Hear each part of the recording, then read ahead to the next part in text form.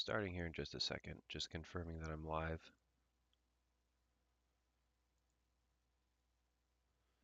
And then I'm going to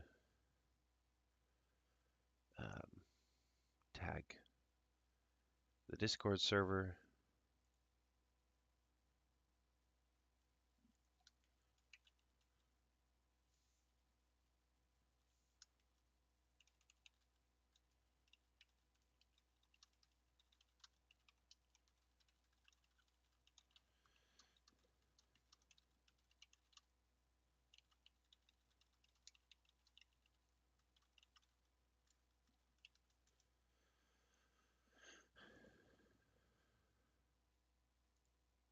Okay. Hi, Football Warrior. All right, so what we're going to start with is a presentation of the history of the mild technique, which is mnemonic induced lucid dream technique. And then I'm going to get into a short question and answer. So feel free to put questions in the chat if you like. The presentation will probably only last 15, 20 minutes, potentially. So as sort of an intro, the mild technique is probably the most popular technique used in lucid dreaming, especially for online lucid dreaming. There's a lot of other lucid dreaming techniques in the pop culture. One of the most popular ones ever was looking at your hands um, to see if you're dreaming, and that was something that was popularized by somebody called Carlos Castaneda, who wrote a series of dreams, books on dreams in the 1960s and I believe 70s. Um, that was pretty basic stuff. You didn't really get good lucid dreaming exercise and techniques until later. Celia Green, Celia, Celia Green, was one of the very first lucid dreaming authors in the West to put together sort of a comprehensive work showing how to lucid dream. But even in that book, you didn't really see any of the lucid dreaming techniques that you would see in later books. Um, there were a number of lucid dreaming authors that described various techniques, but they were more like um, something that you would just do, and the presentation was a little bit more casual. I don't think it was until Stephen Laberge that you really got a more like systematic view of lucid dreaming, and mild is, it's very specific instructions, step-by-step instructions. I don't think you really got that until Stephen Laberge. So also, I mean, Stephen Laberge originally created this technique in like the first time it was released was in the early 80s, at least the initial version of it. So it goes back a ways. I mean, you don't really see, I think Celia Green's book, I believe, was published in the early 60s. So there wasn't much time between lucid dreaming becoming more widely known in academic circles, and then Carlos Castaneda, for the most part, popularized it in the public pop culture. Of course, there were authors before that in the West, um, like I think it was Saint Danes. I always forget the first names. Um, they spoke about it. Ouspensky um, talked about it quite a bit. Laberge goes through those in his book Exploring the World of Lucid Dreaming. So um, here I have on the screen a summary of mild. I've already said some of this, but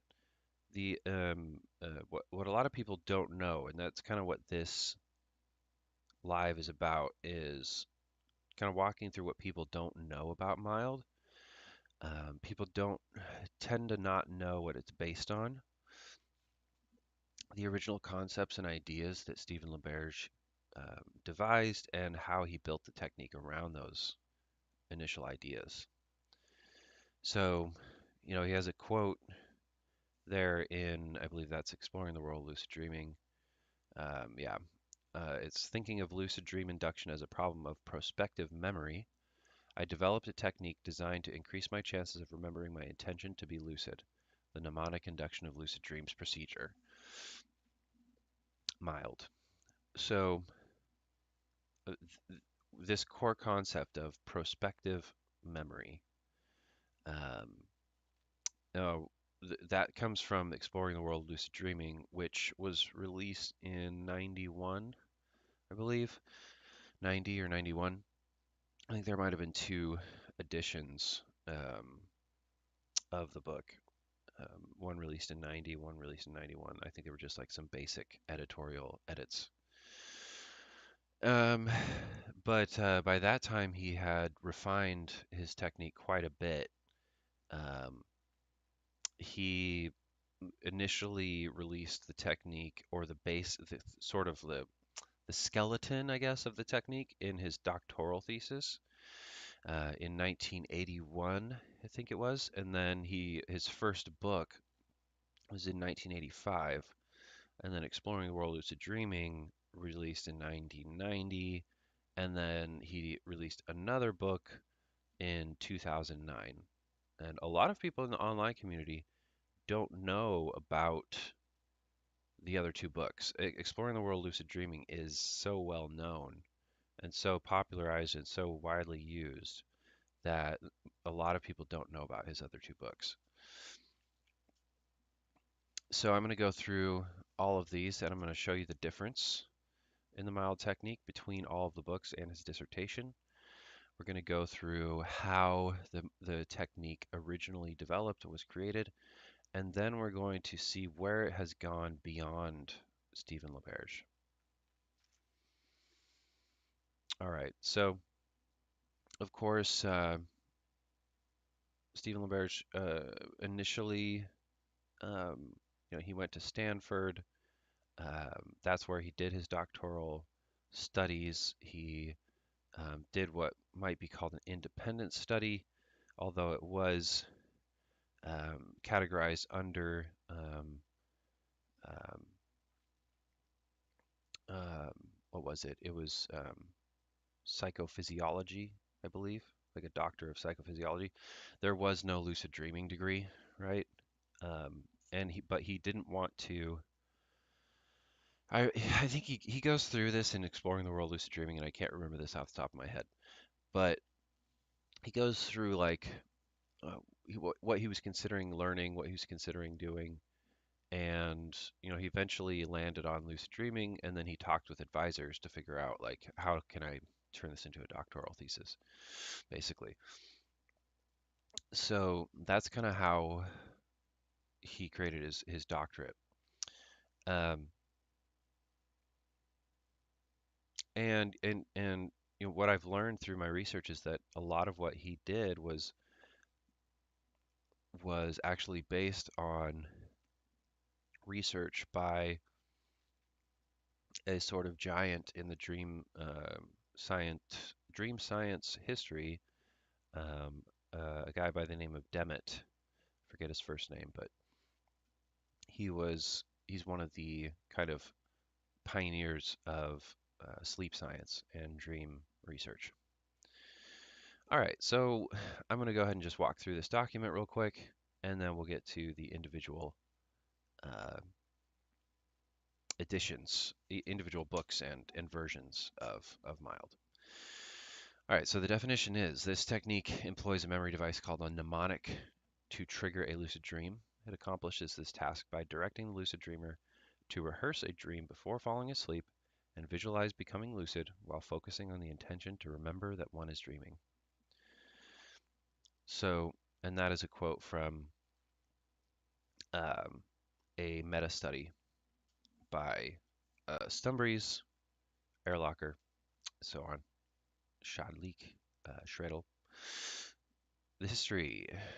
Mild technique was originally created and developed by Stephen Laberge.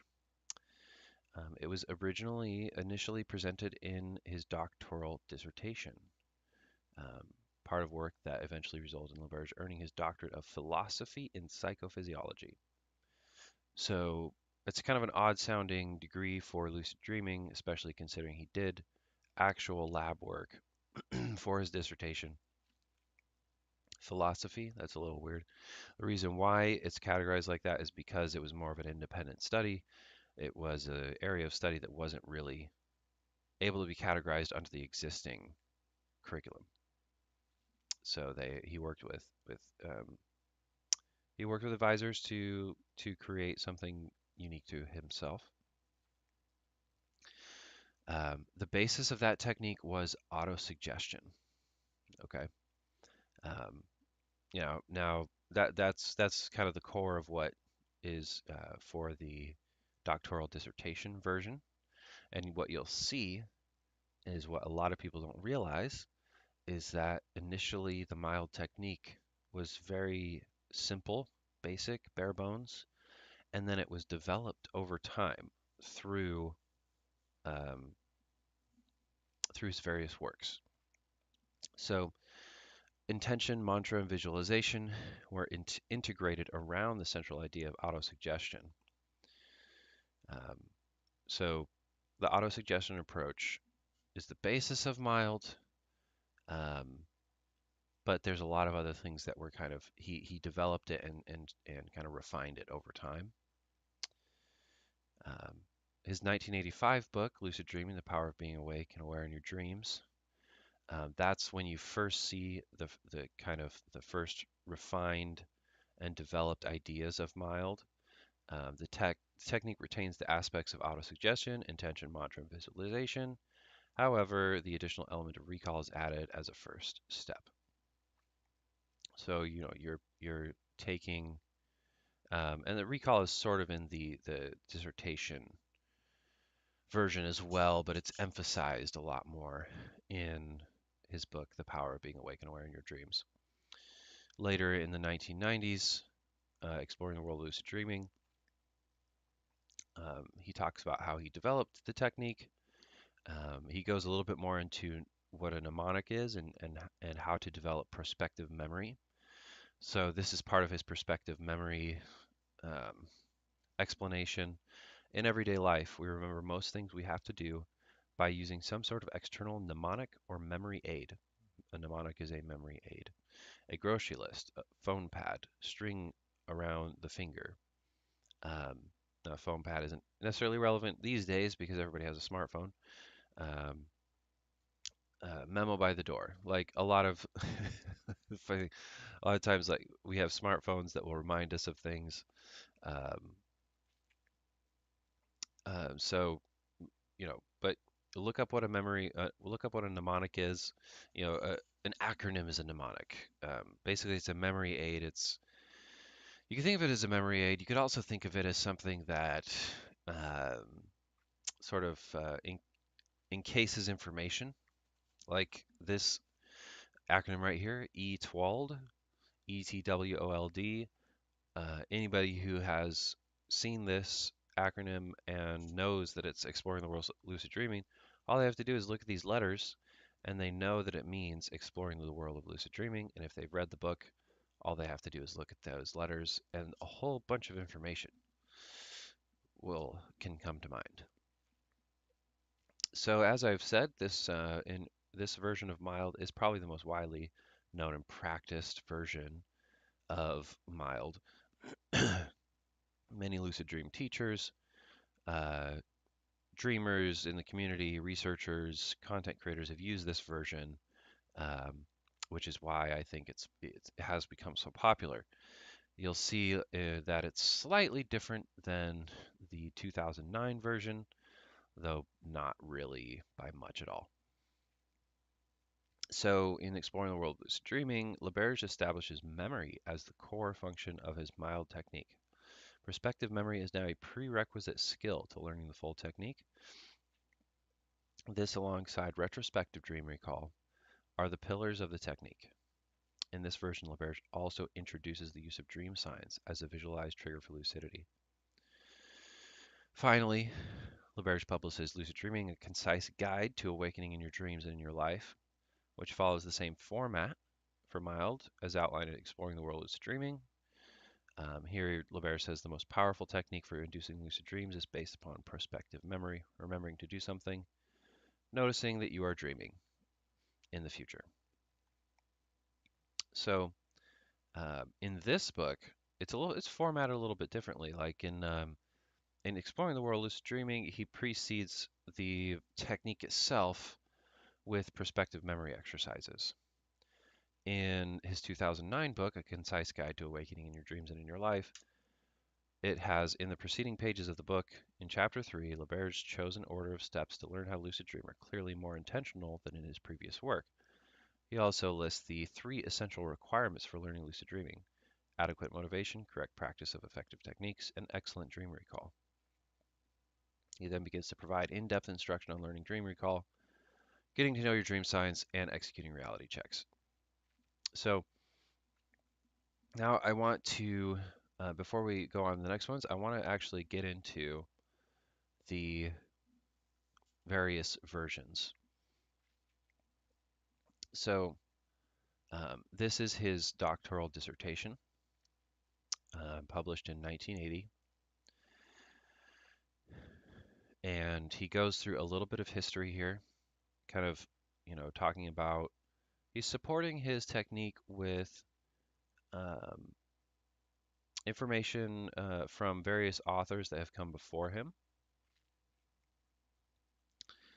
Um, so, he talks about intentions with some authors that talk about that. Um, he talks about some of the, um, lucid dreaming authors that came before him: Van Eden, Garfield. Garfield was one of the Patricia Garfield was one of the most well-known authors of dreaming content in the 70s, a big name in that community.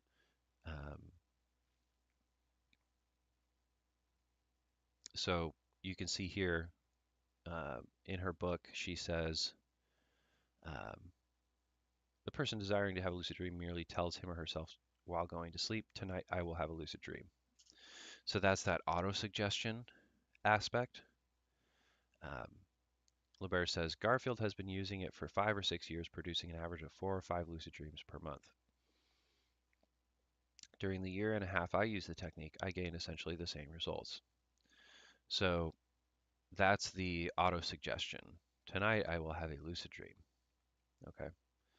So he's going through his kind of journey learning mild, essentially, or his thought process. His thought process is based on his own experience, right? How he got there. So here he makes the observation that pre-sleep states of mind were most often associated with the successful induction of lucidity in subsequent dreams. The most salient factor appeared to be the intention to remember to be lucid during the next dream. So you can kind of see the prospective memory piece starting to come out there. The intention to remember to be lucid. So that's prospective memory right there. Remember to be lucid during the next dream. So you're setting your intention using perspective memory. Okay, that intention to remember it's kind of wrapped up into each other. Intention and perspective memory. The clarification of this of intention was accompanied by an immediate increase in the monthly frequency of lucid dreams. Although I do know now that when you try something that might work and it does have an effect, then that actually will increase your overall effect even more.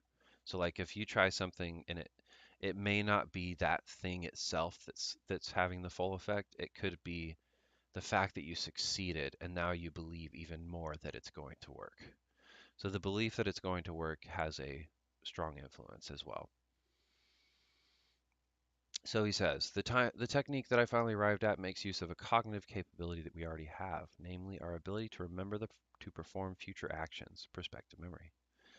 Aside from writing ourselves memos, etc., um, the intended behavior in the present case, remembering to recognize that we are dreaming. Okay. The verbalization that he used to organize his intended effort was, I want to remember I'm dreaming next time I'm dreaming. I generate this intention either immediately after awakening from an early REM period or following a variable period of full wakefulness. All right. So he goes into his monthly rate. Um, since June 1978, I have used the memory for future intentions method as detailed in section 3.4. By July 1979, I realized that I had reached my goal of being able to dream lucidly at will. Then he stops trying. In his dissertation, he's got a visual. It's a bar graph showing his monthly frequency. And so he built his frequency up over the course of a year. And of course, he was practicing a long time before that. Built up his frequency over a year. Then he decided to stop trying to see what would happen. And you can see that um, his frequency decreased when he stopped trying.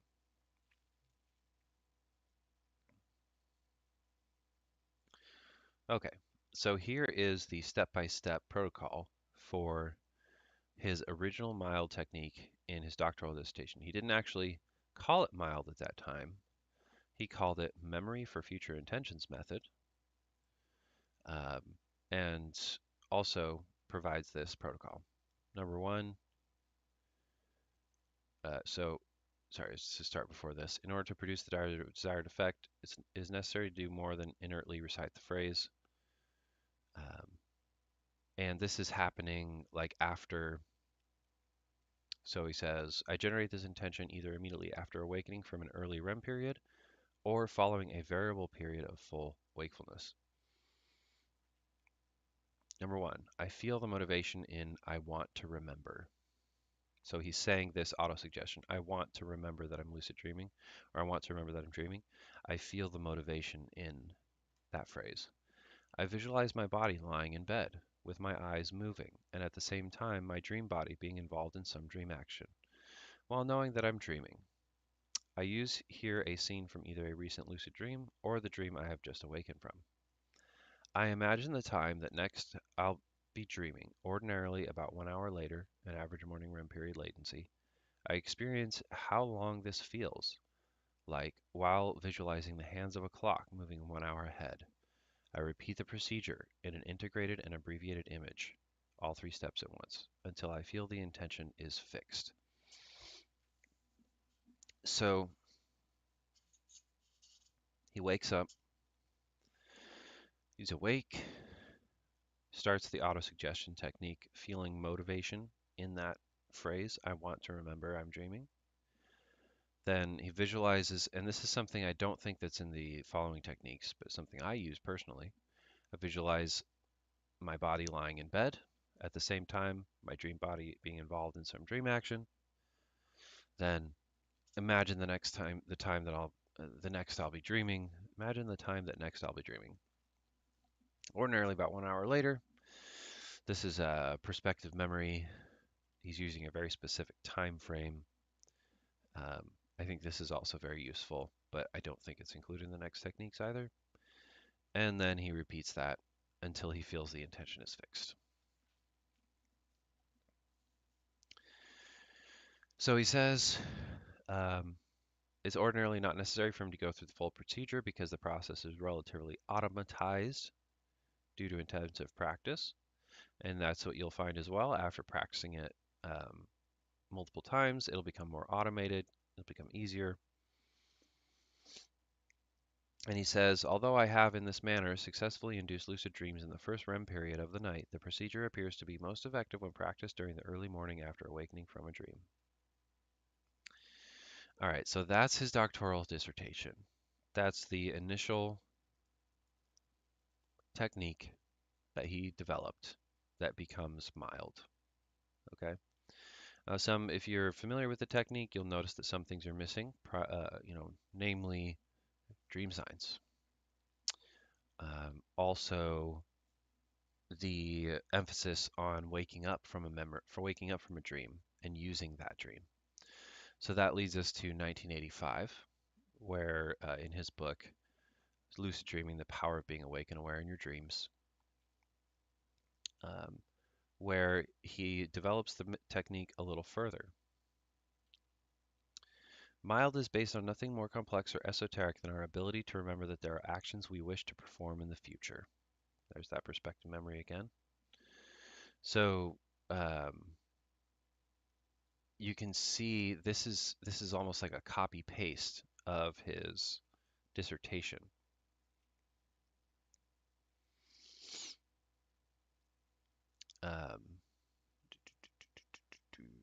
So this right here, he talks about writing memos, right? Writing memos, forming a mental connection between what we want to do and the future circumstances. That making this connection, and here we go, making this connection is greatly facilitated by the mnemonic device. The memory aid of, so here he describes what the mnemonic is, of visualizing yourself doing what it is you intend to remember. It is also helpful to verbalize the intention. When such and such happens, I want to remember to do so and so. For example, when I pass the bank, I want to remember to draw out some cash. So what's the trigger for drawing out some cash? Passing the bank. Now, in the trigger for drawing out the cash, you might think, oh, it's the fact that I need cash. So there is a kind of a causal chain, and a lot of these things are intertwined. So it's not always super simple of 1 to 2, but to explain his technique, trying to explain it so it can be understood. The verbalization that I use to organize my intended effort is, next time I'm dreaming, I want to remember to recognize that I'm dreaming. So his auto-suggestion phrase has changed. He was using, I want to remember. Okay. He would say, I want to remember I'm dreaming next time I'm dreaming.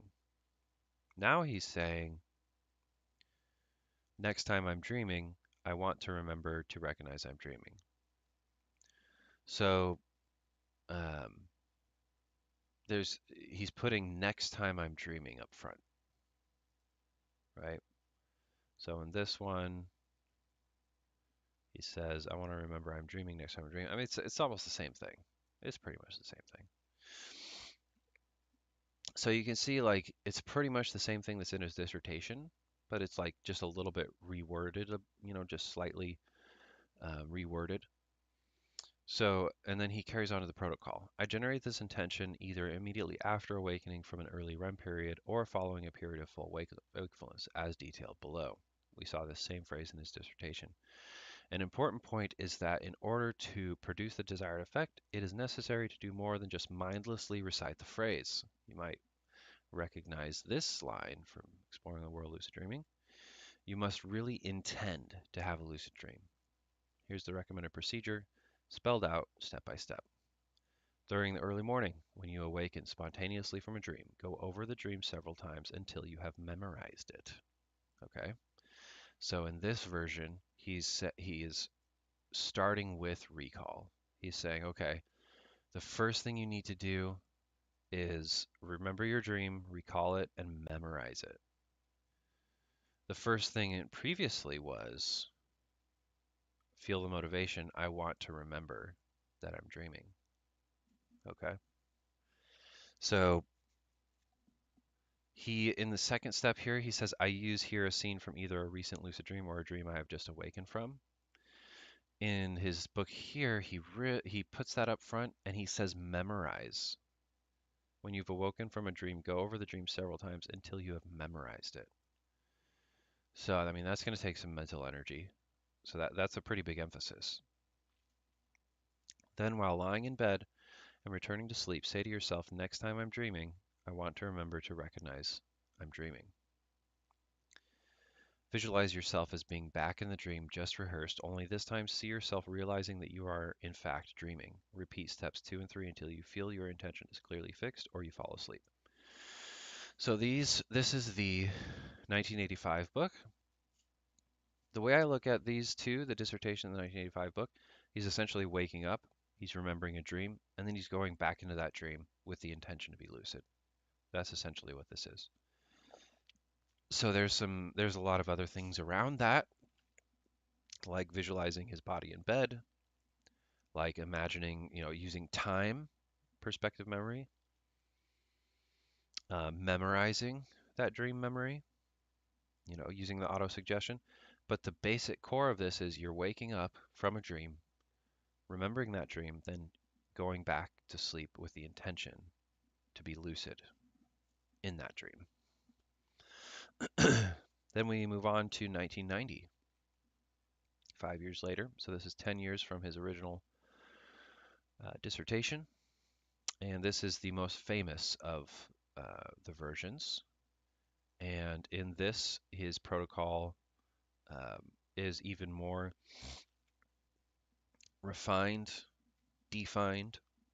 Number one, set up dream recall.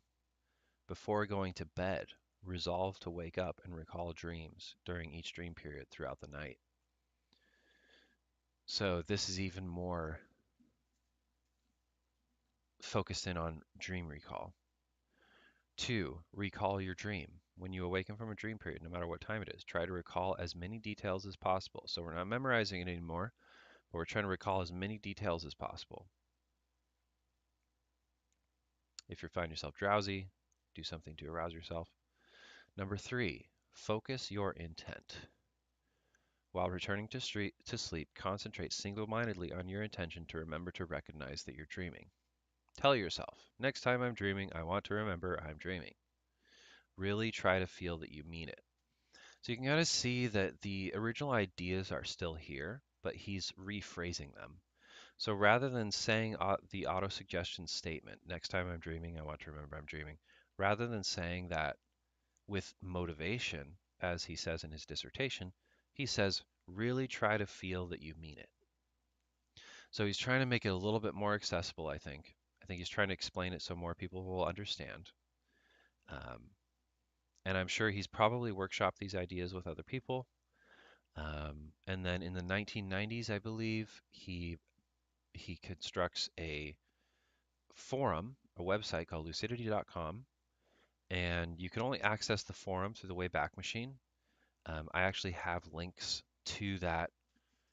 um, to that forum in the Omni Lucid Discord, Lucid FAQ, Lucid FAQ channel.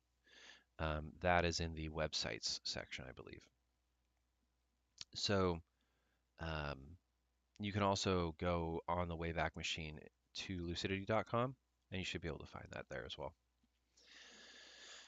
So the next step, number 4, see yourself becoming lucid. At the same time, so at the same time as you're focusing your intent, you're saying, next time I'm dreaming, I want to remember I'm dreaming. At the same time, imagine that you are back in the dream from which you have just awakened.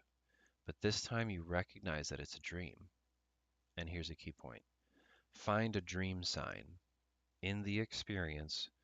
When you see it, say to yourself, I'm dreaming, and continue your fantasy. So this is the first time out of all these versions where he uses the term dream sign. And he already explained, in the book, he explains it before the technique. He explains what a dream sign is. He explains what perspective memory is. He goes through all that. All I have on here are the step-by-step procedures. And then number 5, repeat steps 3 and 4 until your intention is set. So you can see that in exploring the world of lucid dreaming, we now have dream signs added to the mnemonic. Okay, so the mnemonic was explained in the 1985 book. Okay, right here. Making this connection is greatly facilitated by the mnemonic device, the memory aid. of visualizing yourself doing what it is you intend to remember. Okay? So mnemonics are based on using prior information and then attaching new information to the information you already have. So he doesn't really explain what the mnemonic is supposed to be in great detail. Um, I don't think he really does that in any of his books, honestly. But here he's saying the memory aid is visualizing yourself doing what it is you intend to remember. What you intend to remember is becoming lucid, right? Then in Exploring the World of Lucid Dreaming, he says what you're intending to remember is to become lucid when imagine that you're back in the dream from what you just awakened. This time you recognize it as a dream, then you find a dream sign. So he's added to recognize that it's a dream, find a dream sign, say to yourself, I'm dreaming.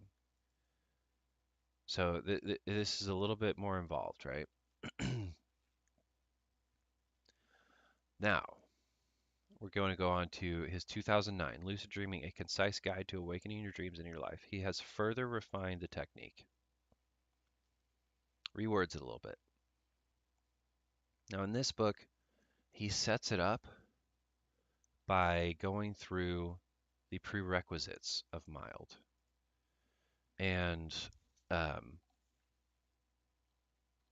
really would recommend reading this version. It's much more accessible than the version in Exploring the World of Lucid Dreaming, and it explains the prerequisites much better. I think that it's probably the best version of mild from Stephen Laberge. And if you really want to understand it and learn it, I would suggest using this book, not Exploring the World of Lucid Dreaming. Exploring the World of Lucid Dreaming is very much more clinical and a little bit more dense, harder to read. The 2009 version is much more accessible. In this version, it says the procedure goes: number 1, set up dream recall. At bedtime, set your mind to awaken from and to remember dreams. So, same as Exploring the World of Lucid Dreaming. Number 2, focus your intent. So, the procedure is already a little bit different.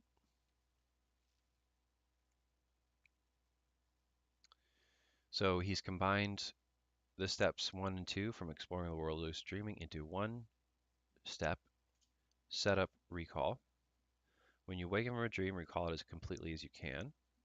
So no more memorization, no more as many details as you can. Recall it as completely as you can. So you get to define what that means. Focus your intent. While returning to sleep, concentrate single-mindedly on your intention to remember to recognize that you are dreaming. Tell yourself, next time I'm dreaming, I'll remember I'm dreaming, repeatedly like a mantra.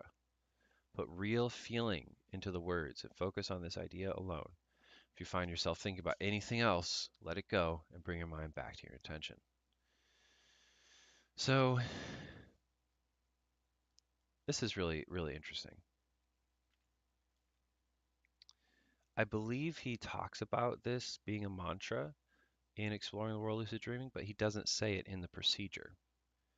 So he says it in the procedure on this one. 3, see yourself becoming lucid. See yourself becoming lucid. As you continue to focus on your intention to remember to recognize the next time you are dreaming, imagine that you are back in the dream from which you just awakened. So there's that core idea again. Imagine that this time you recognize that you are dreaming, identify a dream sign, and when you see it, say to yourself, I'm dreaming, and continue your fantasy, and so on. Step 4, repeat until your intention is set. Repeat until either until you fall asleep or you are sure that your intention is set.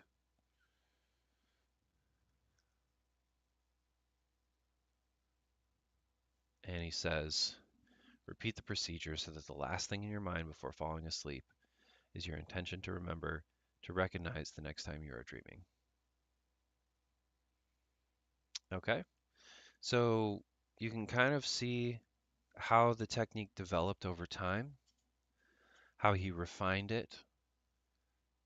You can see that some things it's almost as if he believed that some things were extraneous, like memorizing the dream you just woke up from. He goes from memorizing to recalling it in detail to remembering it as completely as possible.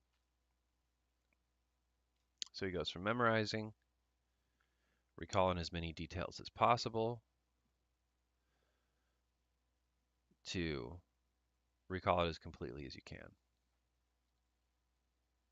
All right. So there's that, and then he adds in the dream signs and exploring the world lucid dreaming. And the dream signs take a much larger role in the 2009 book. Um, he goes through perspective memory a little bit more. He goes through recall a little bit more. He really focuses in on memory in the 2009 book. In Exploring the World Lucid Dreaming, you have that perspective memory with all the triggers and everything like that, but he doesn't really go through that in the 2009 book.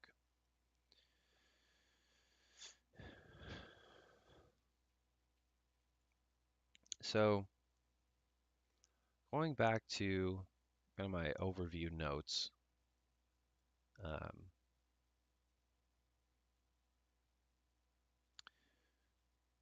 just summarizing here, there are some differences in his most recent work.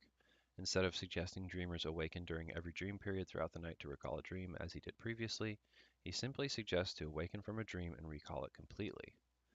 The remainder of the technique is practically identical between the two books. The most notable difference between the two books is the more accessible nature of a concise guide and the more comprehensive approach of Eatwald. Now, to sort of finish this up, Mild has been, there are other versions that people have created, in the community, in the online community, quite a lot.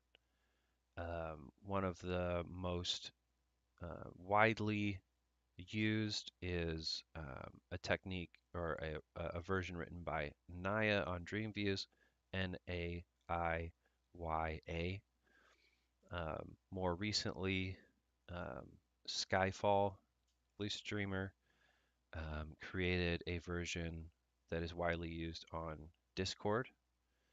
Um, that then each lucid dreaming content creator teacher tends to have um, either the original version or their own take on mild, on their website or part of their teaching.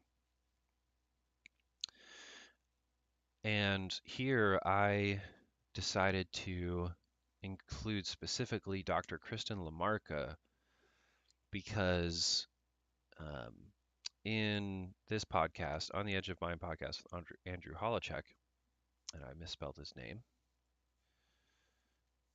she talks about how she worked with Stephen Laberge for several years, face to face, in person, at his lucid dreaming retreats in Hawaii. And over that time, she was talking about how, um, they workshopped a lot of things. So to me, that says, all right, so now you have, Kristen Lamarca working with Stephen Laberge after the publishing of his 2009 book, working with him in these lucid dreaming retreats, and has even further refined and developed the mild technique. And this is sort of, somebody, whenever you get fresh eyes on something, it's going to change a little bit. But I also think that um,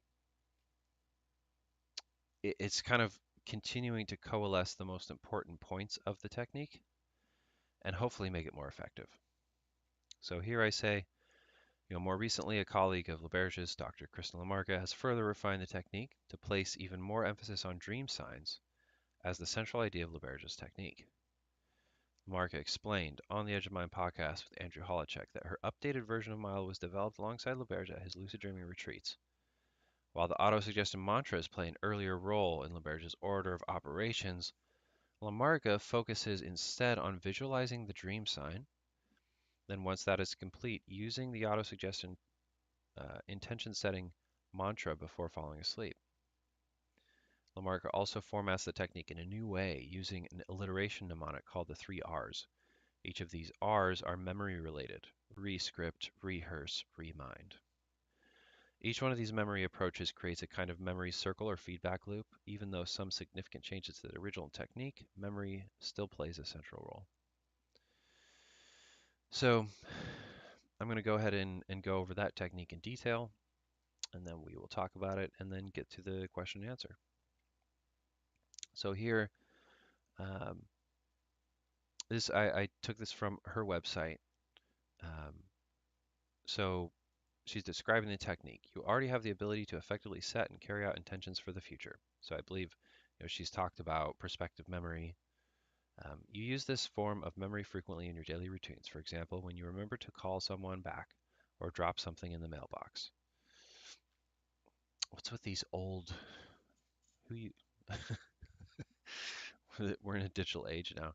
The mnemonic induction of lucid dreams technique, or MILD, is a perspective memory technique designed to help you set and carry out the intention to remember that you are dreaming. Laberge developed this method during his dissertation research to increase willful access to the lucid dreaming state. All right.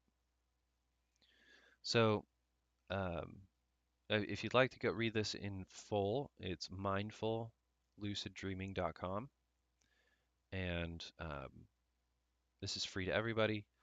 She does do lucid dream coaching. She's also mostly focused on psychology, clinical therapy, and she has done she has employed lucid dreaming quite a lot, and she is especially focused on using lucid dreaming as a way to treat PTSD, which I think is some of the most important work being done in lucid dreaming right now. There are some great lucid dreaming researchers out there, but I think, she's doing some of the most important work out there right now. Okay, so the procedure here is number one, rescript. When you wake from a dream, so you can kind of remember, that's a recall step, right? Decide how you would resequence your dream's events to include becoming lucid. So this is a bit of a different approach, right? Rather than just saying, remember the dream in detail, and then say next time I'm going to dream, I'm going to realize I'm dreaming, see a dream sign, etc. She's saying, decide how you would resequence your dream's events to include becoming lucid. Choose a point in the dream during which you recognize a dream sign and say, this is a dream. So in Laberge's versions, it kind of suggests that you're going to be lucid before you see a dream sign, right?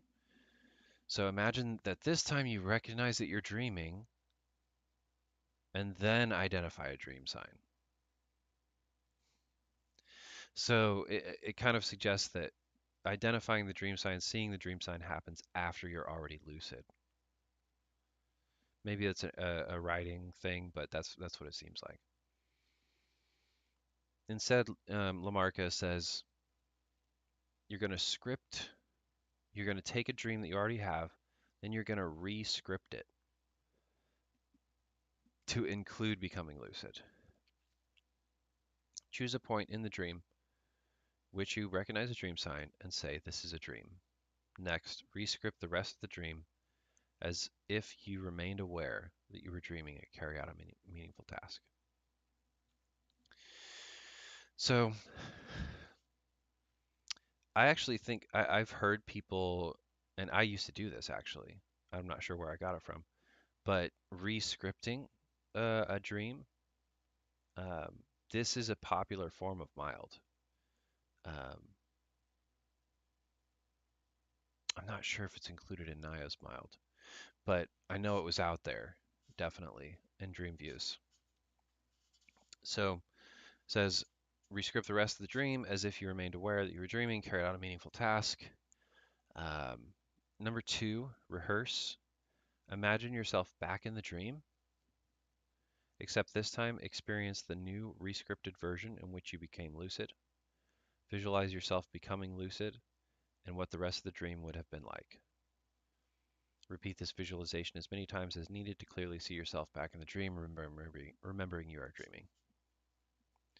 So step one and two kind of overlap here because in step one, she's saying, next, rescript the rest of the dream as if you remained aware. And then in number two, she's saying, imagine yourself back in the dream, except this time experience the new rescripted version in which you become lucid. Okay, so basically she's saying when you wake up from the dream, you're going to decide how you want to rescript your dream. You go ahead and rescript the dream. You choose a point where you're going to see a dream sign and say this is a dream. Then you're going to rescript the rest of the dream. Then once you've decided how you're going to rescript, then you're going to rehearse, which is imagining the thing that you have decided to experience. And then number three, remind. Set a mental reminder that when you return to sleep and begin dreaming, you will remember that you are dreaming. Tell yourself, I will become lucid when I am next dreaming. And you can see she's using similar verbiage to Laberge, like recognizing a dream sign and saying, this is a dream. Like telling yourself, I will become lucid when I am next dreaming. that, I mean, that's not a very commonly used when I am next dreaming. I might encounter a dream sign similar to those in my previous dreams, or I might be a different type of dream sign. Next time I'm presented with a dream sign, I will remember that I'm dreaming. Focus on this intention right before you fall back to sleep. So you can see that the emphasis in terms of the trigger for lucidity, the emphasis is almost entirely on the dream sign. You are taking a dream and rescripting it to recognize a dream sign to trigger lucidity. And then you're going to, you know, kind of set that memory in stone by rehearsing. You're going to repeat that visualization to kind of solidify it. Then you're doing the auto suggestion. I will become lucid when I am next dreaming. Um, and, setting the intention that when you encounter a dream sign, you're going to remember that you're dreaming. So it's really all about a dream sign here. And then she says the mild technique may also be practiced during daytime hours. So that's another difference where in all of Laberge's techniques, he focuses on, I woke up after a REM cycle or, you know, and I'm awake and I'm as we know, the wake back to bed technique, right? So um, that's kind of the classic method. But in here, Kristen Lamarca is saying you can also practice this during daytime hours. So I thought it was very interesting the directions she took, um, the choices that she made to change the technique a little bit. Um, and focus in on the dream sign, um, you know, I think she's onto something, and I think the way that she's used the technique is quite effective, especially focusing in on a dream sign. I've heard a lot of people talk about waking up from a dream, remembering it, um, and imagining that they're getting lucid, but most people don't focus on a dream sign. And I think having that focal point, having a point of focus is going to allow somebody to execute the technique more effectively. We can argue all day long about, which of these techniques would be more effective. Each one of them is slightly different or has slightly different emphasis. Um, I think, you know, there are some obvious just differences on a basic level between the version in his dissertation versus his 2009 version. There's some just really basic differences there. Um, but then there's some much smaller differences between, say, his 1995 Exploring the World of Lucid Dreaming version and the 2009 version. And then I think what's happening is Kristen Lamarca is taking what she learned from those retreats, and I think she's learning that the dream sign is the key to the technique because you're using, originally it was wake up from a dream, intend to be lucid when you go back into the dream. That's pretty much it. And he, maybe a couple support exercises along with that. But that's pretty much it. So that's that basic idea. Then when you look at this, what I would consider the most evolved version is, you're going to wake up from a dream, then you're going to use that dream and change the memory and center it around the dream sign as the thing that triggers your lucidity. So um, I really like the Lamarcus technique. I think that's the one that all the beginners should be using. And so that's why I wanted to do this live. Okay, so now I'm going to just answer questions. If anybody is here listening, watching, drop a question in the chat. I may also just answer some common questions about mild, just to finish things up. So we have a question from Yuvraj. Can you lucid dream on command? So personally, I don't think I can say that I can lucid dream on command, although if I do want to lucid dream, the odds of me getting lucid are very high. In general, can anybody lucid dream on command? Yes. It just takes a long time and a lot of work. So it's entirely possible for you to have lucid dreams every night, lucid dream whenever you want to, but it takes a lot of practice. Think about anything you do in life, any skill that you might have. It takes time to develop the skill. It takes time to be able to execute it just how you want to. Whether it's throwing darts or cooking an omelet, whatever it might be, there are a lot of different factors that go into doing something. And you have to become familiar with all those factors um, so that you can execute properly in the way that you want to. The Master of Cubes, what are some good practices to improve in the art of intention setting?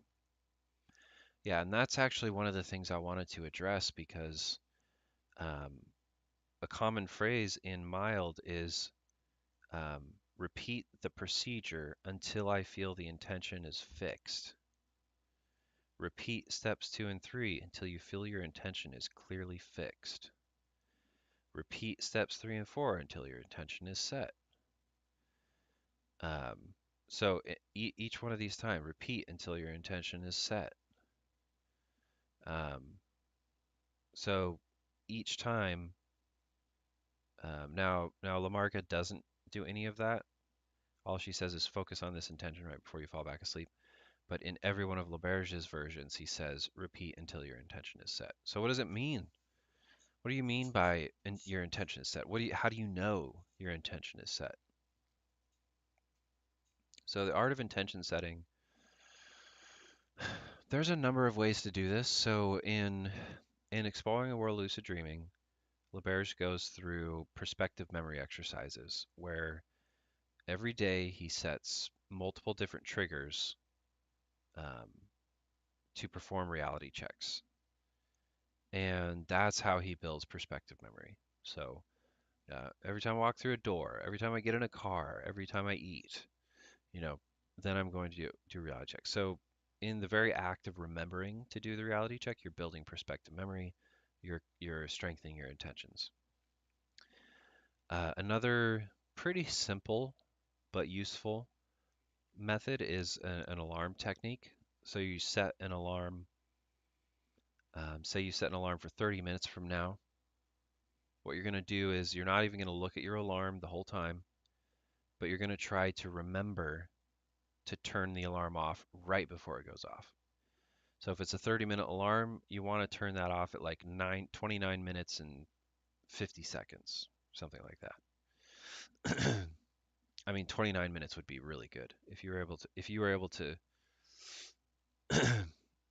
do 29 minutes. And of course, when you first start that, you might look at your alarm after 20 minutes or 22 minutes. You might not get it, right?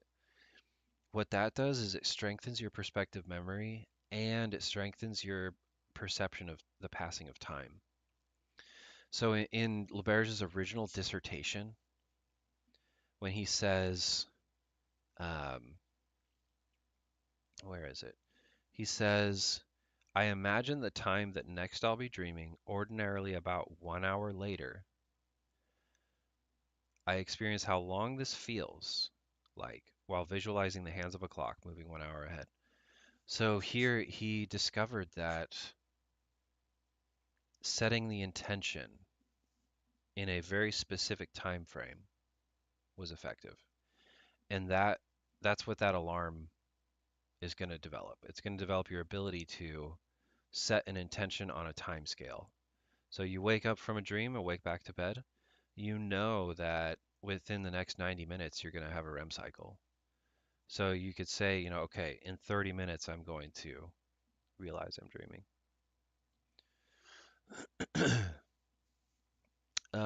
That's probably one of the basic ones. Um, I think, for me, I use emotion and mind, mental experiences based um, things. So when I experience particular emotions, then I'm like, okay, I want that to be my trigger for. So that strengthens your intention, perspective memory, and it allows you to kind of attach your intention to become lucid to emotions so that when you're experiencing those emotions in dreams, um, but also emotions are very powerful in terms of memory. When it comes to memories, emotions are some of the most powerful things that will help that cause you to remember things, um, intense sensory experiences, but I feel like emotions are more effective. So those are a few different ways of going about that. Exploring the World Lucy will be delivered soon. Now considering reading the 2009 version. So both of those are good. Do I recommend it? Are there any main points in Exploring the World of Streaming not included in 2009 version? Um, yeah, but like in Exploring the World Lucid Dreaming, in the mild chapter, Laberge goes in depth into perspective memory exercises. doesn't really do that in a concise guide. Let's see. Let me see if I can. Let me see if I can get on Kindle and go and look at this real quick because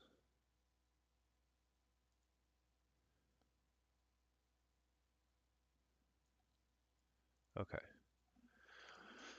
So this is actually the first book of his that I read. Where's the navigator? Do, do, do, do. Here we go. So this book is a lot simpler. It's I think it's shorter. Um,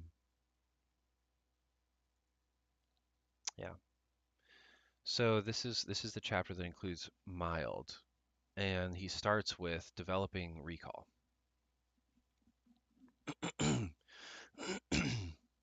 So in this one, it's like it's more I think it's easier to read because it's like he's explaining it, you know, but whereas in exploring the world of lucid dreaming, it's a little bit more like I think somebody um, a pretty well-known YouTuber criticized exploring the world of lucid dreaming something along the lines, and this is hearsay, so don't take my word for it, but something along the lines like it seems like they just like Laberge just took a bunch of stuff and threw it together. Um, and fair enough. Like it kind of does seem like that. Like he took a bunch of information and just piled it into a book. So it's almost more like an encyclopedia of lucid dreaming versus a book that you would kind of that flows from beginning to end, right? A name I haven't heard in a while. What's that? Irving. So chapter 3 in Concise Guide to Lucid Dreaming, or lucid whatever, starts with recall and then gets into knowing your dream signs. So um, let's see. You know your dream signs, and then I believe he goes into mild. No, that's a. Oh, this is the combined tech. Tholi's combined technique. Oh, then he goes into mild. So he talks about Tholi, his combined technique, which is basically reality testing and intention setting, um, which is another very effective a very effective cognitive technique. Um, and then remembering the future, this is where he talks about perspective memory. And it's a pretty short section here on perspective memory, whereas in exploring the world of lucid dreaming, he goes into quite a bit of depth. Um, and well, I guess not necessarily quite a bit of depth on explaining it as much as he spends some of the he provides you some exercises to a specific exercise to strengthen your perspective memory. Whereas here, um, he's kind of just like going over it, not really getting too deep into it, or providing exercises. There's the writing memos again in 2009. And then, it gets into mild here.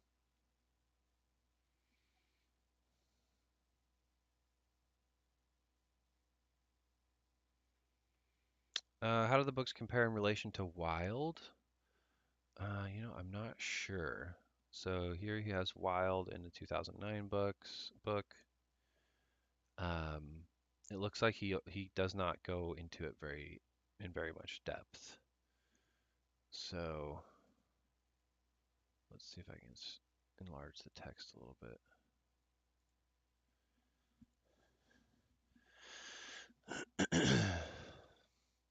This brings us to another class, falling asleep consciously. The second of the two main ways in which people become lucid is by briefly awakening from REM sleep and then returning right back to REM sleep without losing consciousness. Um, so, briefly awakening.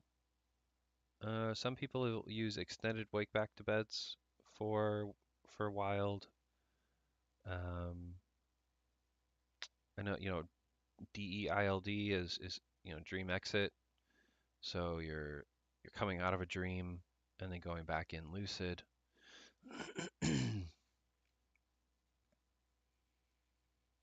Same fundamental principle. You lie in bed, deeply relaxed but vigilant, and perform a repetitive or continuous mental activity upon which you focus your attention. That's technically not totally true because an anchor doesn't have to be mental. It could be external to yourself, like a white noise. People have found like white noise to be really useful. Um, Keeping this task going is what maintains your inner focus of attention. So you could say it's mental because, you're listening to a sound that's keeping your attention, but um, Laberge was never really strong on wild anyway, even in exploring the world of lucid dreaming. Um, and he talks about a Tibetan Lama teaching Berkeley. After relaxing very deeply just before sleep, you visualize a beautiful lotus flower in your throat. Um, Yeah, this could be a wild technique, but visualizing a lotus flower in your throat is also just a general lucid dream or a general dream yoga technique that is done before going to sleep, and it's not always meant to cause you to fall asleep consciously. Um, By the way, this book comes with audio tracks, um, which is pretty cool. So, to be honest, I think all the lucid dreaming authors that we have available to us all have blind spots because, in the online community, I think it's just a consequence of being in these online spaces. Um, People generally are just more harsh. People are generally more, there's probably a lot more mental illness. Like there's, I mean, Discord is like gamers, chronically online people. Like these are people that if you make even one little mistake, they're going to call you out and then you're totally wrong and your career is over. That's a little dramatic, but like people are more than happy to call you out. And so at Dream Views, it was almost like a crucible, at that forum for a while. It was just like people would come up with techniques and then people would just like just rip into the techniques and criticize, and which honestly is a great environment to develop great techniques. In Dream Views, people would develop these techniques almost in a very competitive way, like they wanted their technique to be the best and be used the most. And so you had a lot of workshopping and brainstorming, and there's still a lot of controversy about lucid dreaming techniques in the community, that techniques that have been around for a while. Um, you know, a lot of people think you shouldn't even bother with wild. It's a waste of your time, because the odds are so low. For a long time, people would say never recommend wild to beginners because wild is so hard. And then people come back and say, well, that's just an expectation that you're setting for beginners. Wild is actually easy, but over time, we've developed a schema in the community, a collective expectation that wild is difficult, and so we've actually made it harder for beginners to do wild. Like this kind of conversation, just going back and forth about all these little details. And on the Omni Lucid Discord, we have extensive resources, and I didn't choose to put all of the resources that I know of up there. There are links to them, like in the website section, there are links to larger lists. In the methods and techniques section, there are links to larger lists. Um, but what I put in in the resources section is what I thought was important. And eventually I'll expand those lists and then kind of rank the information as far as in my opinion, I guess. Um, I use external to more distinctly recognize sleep onset. Yeah, so I mean, in terms of wild, I've been most successful with what you might call external anchors. So either a noise of some kind, a constant noise, or physical sensations. Because when those and like you said to more distinctly recognize sleep onset. So it's like if I'm listening to a noise, when that noise goes away, I know that I'm starting to fall asleep. If I'm feeling myself I feel myself sinking into my bed. As soon as I feel myself sinking in through my bed, then I'm okay, I'm dreaming now. Like, because I know you don't sink through your mattress, you know. So those physical anchors for me are more effective than any mental anchor I ever tried. Um, but Stephen Laberge is not perfect and he is not omniscient. And I would bet money that in his retreats, it's focused on the basics of recall, reality. These two techniques are his bread and butter. The Tholi's combined technique, and his mild technique. So I wouldn't be surprised if that's mostly what he's been doing for, the past 20, 30 years. Um, and, it's people like Michael Radiga who has been focused 100% on wild. And Radiga believes that wild is the easiest and best way to get lucids, right? Um, and, I think his techniques are great too. Um, he's the author of The Phase.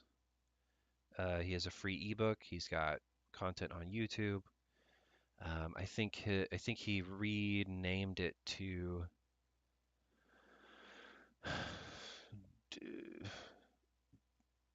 DMCI or something like that. It's basically like um, what is it? It's like you're waking up multiple times a night, I think, and then trying to wild. I'm spacing on it right now. I've used it myself. It's really successful, so I'm sure anybody could use it.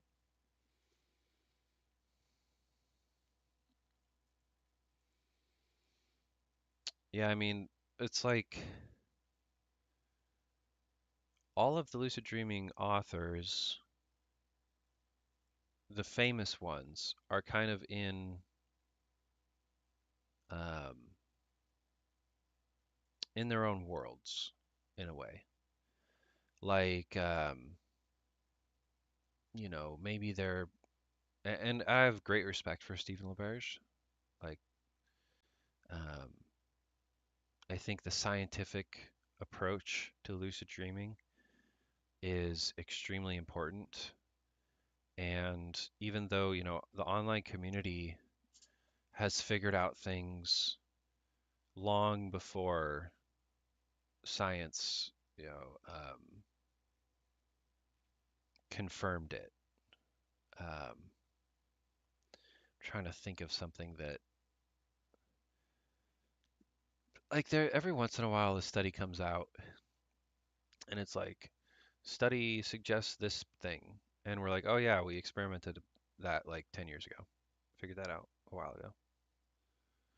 Um, so Michael Raduga it's Michael and then Raduga is Raduga, Raduga. And his book is The Phase. I would say his view is a bit more of a spiritual view. Um, because he believes that his technique will also allow you to do out-of-body experiences, um, which is a bit paranormal. Maybe not spiritual is not the right word, paranormal is, but his technique is solid. So, he may say, oh yeah, you can do an out-of-body experience, but, you know, whether you believe that or not doesn't really matter. The important part is his technique allows you to, you wake up and you go back to sleep and you roll out of your body or you get up out of your body or, whatever. Many times, the night that I tried it, I rolled out of my body onto the floor and then stood up and walked around my apartment. And I did that 3 times in one night. So, I found just from my one attempt of his technique, I found it effective. I didn't try it anymore. I tried it the next night and it didn't work. Um, but when you're trying something for the first time, you put in the most effort, you have the most, expectation, anticipation. If you're starting to do something over and over again, your energy level is going to drop, your expectation, it's hard to keep that mental focus when you're doing something repeatedly over and over. What is the best wild technique in my opinion?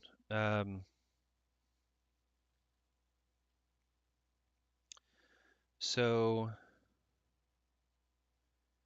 like personally, what's most effective for me is getting up probably like 4 to 5 hours after going to sleep.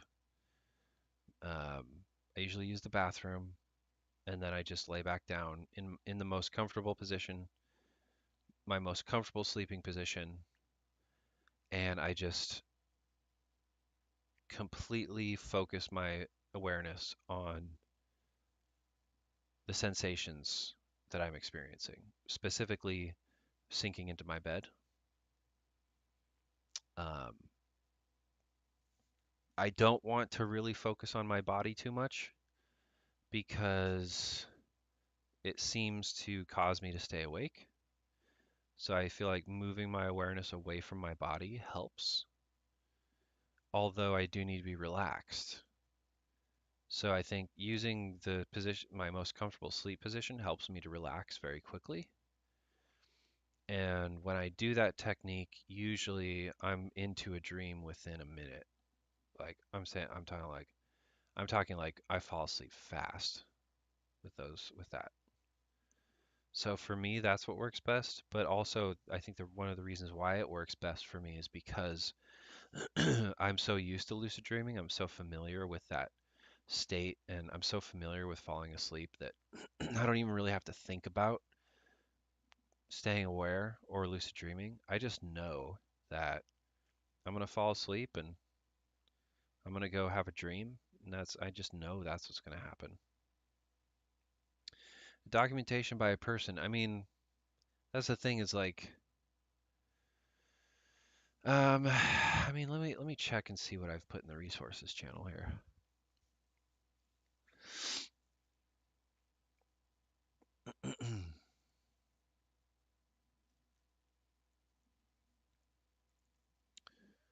So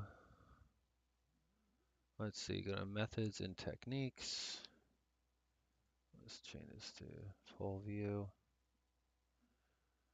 All right, so I think Lunar's Wild is probably the best right now. Sage's Wild class is extremely comprehensive, but it will take you a long time to read through it. So the thing is, there's not a lot of good wild guides out there. Um, but I definitely think Lunar's is exceptional. Um, so and she goes through all of it. She goes through all of it. So like common wild techniques include, right? So she goes through all of these different wild techniques, and then she um, goes through like what this is just like a really great overview. And this is ldguides.com/wild. Um, so it'll show you And then each one of these techniques up here, you could probably find by Google search. But SSILD is probably the most popular and widely used. Um, and that's just like paying attention to your senses, cycling through that. Now, for me, that keeps me awake. So DCIM, that's the Michael Radoga technique. DCIM. Dreamwalker, I believe, is Daniel Love. Dream Brain Mimicking, don't know what that is. And CanWild, which is custom alarm. Custom alarm sound. Custom alarm noise. Custom alarm noise. Wild. I actually really like the CanWild technique, but it has to be done in a specific way. So the custom alarm noise, what you should do there is create your own alarm with your own voice telling you what to do. And you're only going to be awake for about 40 seconds. So your a noise should be like 30 seconds, where like you're waking you up, it's waking you up and then telling you what to do, and then you're falling back to sleep. I think that's the proper way to do that. The one study that I've seen that had the highest rate of success, well, one of them, like, was a CanWild study. It wasn't necessarily CanWild. It was researchers were waking people up, and the people were staying awake for like less than a minute. So it's like CanWild, but in a lab with actual people waking you up instead of an alarm.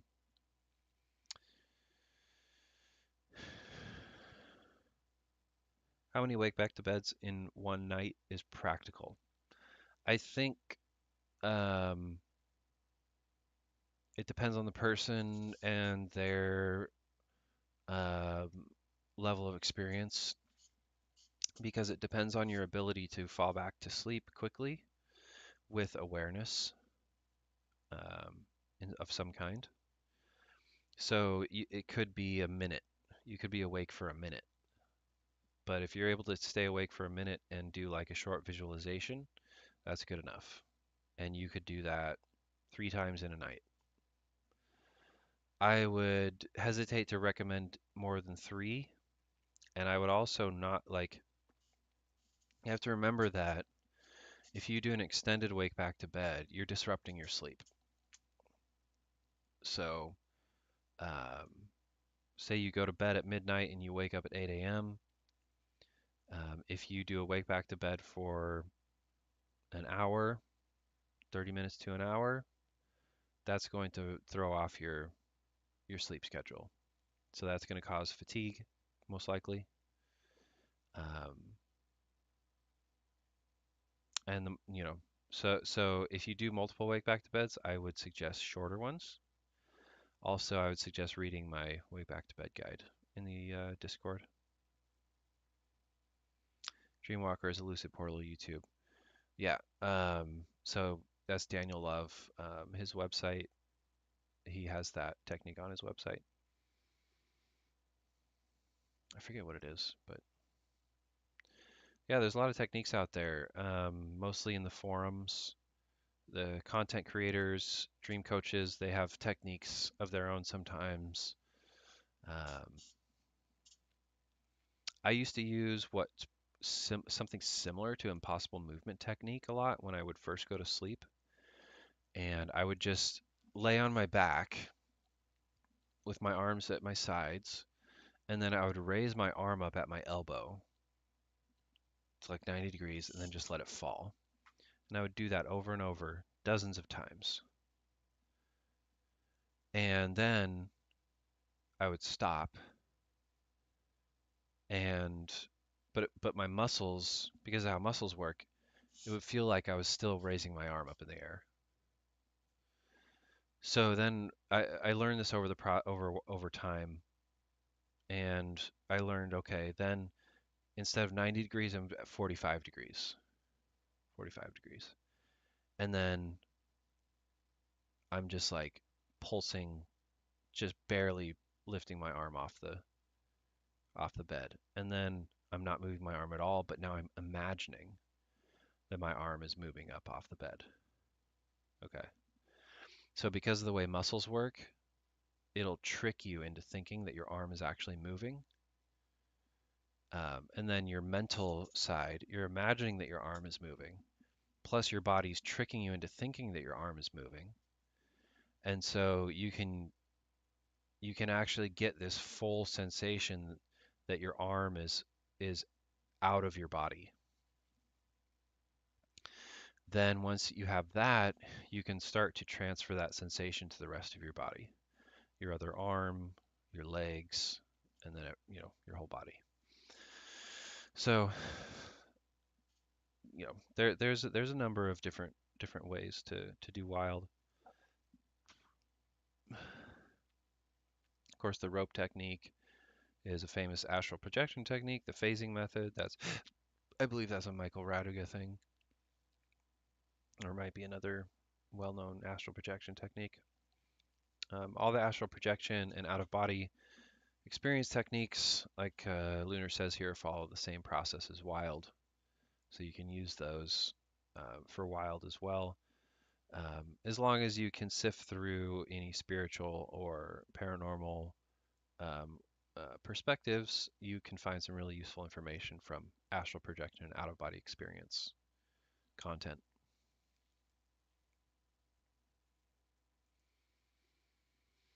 All right.